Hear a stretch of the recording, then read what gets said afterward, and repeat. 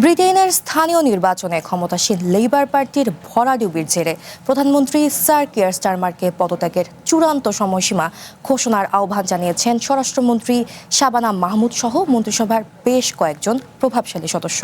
তার নিজ দলেরই ৭২ জন এমপিও একই আহ্বান জানান। এছাড়া সোমবার ৪ জন সংসদীয় ব্যক্তিগত সচিব বা পিপিএস প্রধানমন্ত্রীর বিদায়ের দাবি তুলে পদত্যাগ করেন।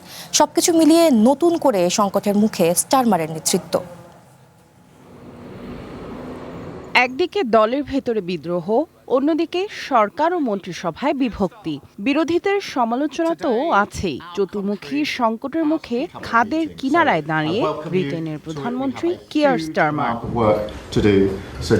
এর মধ্যেই মঙ্গলবার স্বরাষ্ট্রমন্ত্রী শাবানা মাহমুদ সহ মন্ত্রিসভার বেশ কয়েকজন সদস্য স্টারমারকে পদত্যাগের চূড়ান্ত সময়সীমা ঘোষণার আহ্বান জানিয়েছেন।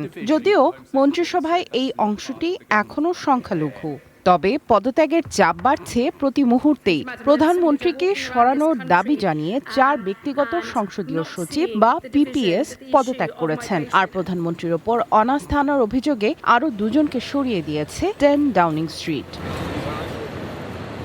মঙ্গলবার মন্ত্রিসভার আনুষ্ঠানিক বৈঠকের কথা রয়েছে।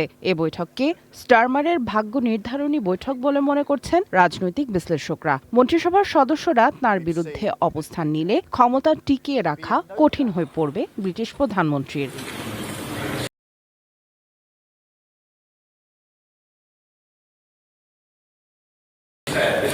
তবে এত চাপের মুখেও পদত্যাগ না করার সিদ্ধান্তে অনড় স্টারমার। এর আগে তিনি স্বীকার করে নেন যে সরকার কিছু ভুল করেছে, তবে বড় রাজনৈতিক সিদ্ধান্তগুলো সঠিক ছিল।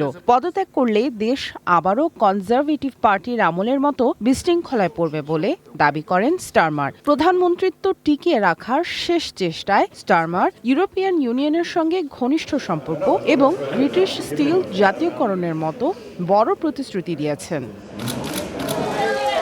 গত সপ্তাহের স্থানীয় নির্বাচনে লেবার পার্টি প্রায় ১৫০০ কাউন্সিলর পদ হারানোর পর থেকেই কিয়ার স্টারমারের ওপর পদত্যাগের চাপ বাড়ে। এছাড়াও ওয়েলসে ১ শতাব্দীর রাজনৈতিক আধিপত্য হারিয়ে ক্ষমতাচ্যুত হয়েছে দলটি। সেই সাথে স্কটিশ পার্লামেন্টেও ভরাডুবি হয়েছে স্টারমারের লেবার পার্টির।